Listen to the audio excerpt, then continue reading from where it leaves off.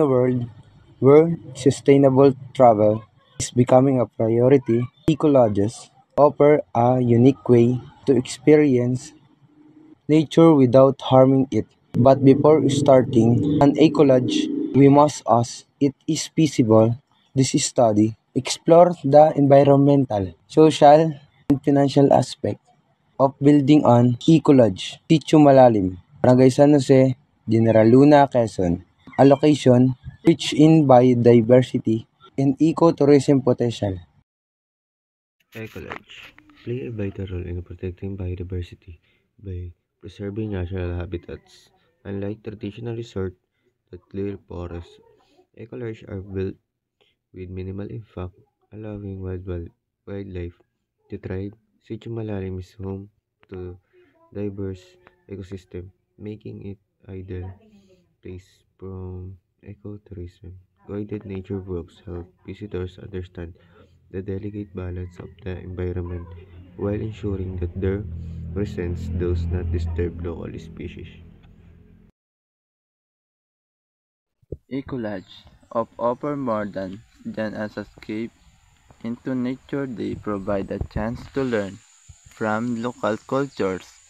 Guided tours introduce visitors to the traditional knowledge, native plants, and sustainable practices that have existed for generations. Sitio Malalim has rich local heritage, and ecotourism can help visitors gain a deeper understanding of the customs and environmental wisdom of the local community. This culture exchange fosters respect and appreciation for both nature and indigenous heritage. Ecologists minimize their impact by using solar power, rainwater harvesting, and eco-friendly materials.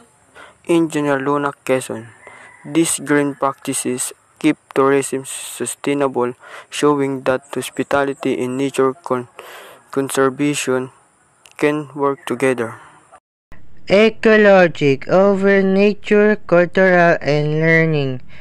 In situ malalim terms showcase local tradition, eco-friendly practices, and native plants, foster respect for both nature and heritage.